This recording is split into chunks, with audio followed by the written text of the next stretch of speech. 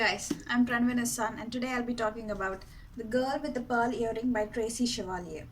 So, this book was first released in 1999, and this is the 20th anniversary edition, which was celebrated like 2019. Duh. So, The Girl with the Pearl Earring is this lady right here. So, this painting was done in 17th century, in the 1660s, by a Dutch artist called Johannes Vermeer. It's quite famous and it's very mysterious. Mysterious because nobody knows who the lady in the painting is.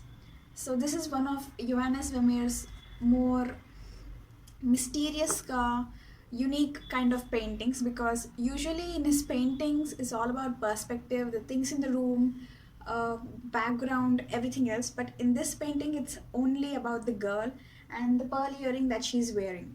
So this has been the center of so many fiction stories and reimaginations because it's so mysterious. Nobody knew who the girl was. And this book is a historical imagination of who that girl might be and what is the story behind the painting. This is not the true story. I mean, it may have been. None of us were there to know what the true story was, but there's a good chance that this may not be the true story. I mean, it's not the true story. The author herself said it. And this book has been turned into a movie way long ago, and it starred Scarlett Johansson, and she did a fantabulous job. So I read this book a week ago. It's around 260 pages long, and I can't decide how much to give it. This was more of a experience than about the story. It's more about how this book made me feel or the atmosphere it created around me than the actual story and characters and all. Okay, so what the story is about a 16-year-old girl called Greet. Greet is a 16-year-old Dutch girl, and she's been chosen to be the maid, a working maid in Johannes Vermeer's house. Vermeer, as we know, is a very famous painter. So the moment she meets Vermeer, there's an instant spark of chemistry between them. He's married and he has around 5 kids, and he lives with his wife's mother, with his wife and a maid and his 5 children. And there's a room in his house which nobody can enter except of him. And he needs a person who can clean the house, who can clean his room without moving anything. And Greet's father is blind, so she's used to cleaning the room without moving anything, so her father can find it without much trouble.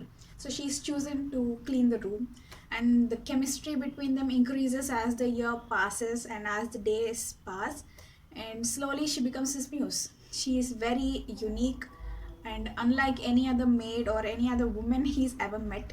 And as time passes, she becomes the girl in the pearl earring, and she becomes this beautiful painting that's been around for around more than 300 years. And this pearl earring she's wearing is his wife's, Vermeer's wife's. So this painting causes a lot of problem in the Vermeer household, and yeah, a lot of problem in Greet's lives as well.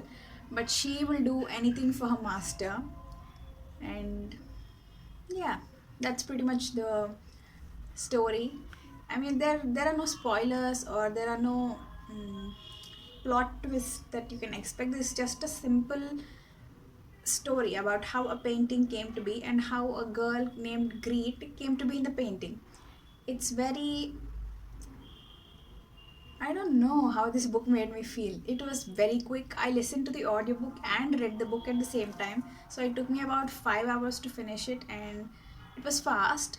And yeah, it was fast, and the characters were quite toxic. According to this book, the relationship between Vermeer and Greet is a very toxic one, and the relationship between his wife and him also was very toxic one. So basically, Vermeer is according to this book, I don't know how he actually was. He is very coward, selfish, and a little bit of a psycho. And Greed was just, you know, I can't say, I don't know what to say without sounding so negative. But don't take this as a negative review because I liked the book. I read only two other Dutch related books, historical fiction related books. One is The Miniaturist, which I talked about in an earlier video, and the other one is Tulip Fever. I loved both of them. They created this palpable excitement and such a dark gothic environment around me. It was really fun to read. And this is my third Dutch historical fiction book, and this managed to create the atmosphere too. Like it was so. Uh, it just wraps up around you and makes you feel like you're in a different place. That's what the story did. But the story itself is not extraordinary. It's just about how a painting came to be and how the life of a maid actually is, and how what was the role of women in 17th century Dutch, I mean Holland, Netherlands.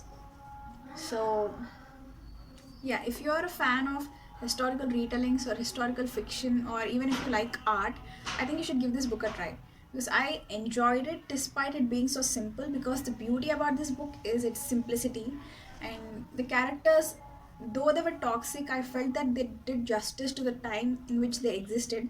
Because you can't expect feminism and equal treatment of men and women in 17th century.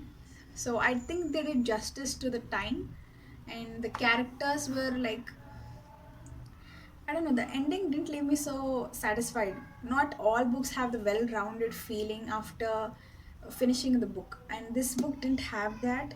I felt that it was left, um, I don't know, not completely tied up. Strings were left loose. So if you are a fan of historical fiction, and if you think this painting is interesting and you want to know what's the story behind it, not the true story but an imagination, which might be true, we don't know. So read this book. And there's also a movie. It stars Scarlett Johansson. She was only 19 when she acted in that movie, and she did a fantastic job. And yeah, that's it. I hope you'll read it, and I hope you'll enjoy it just as much as I did, or more than I did.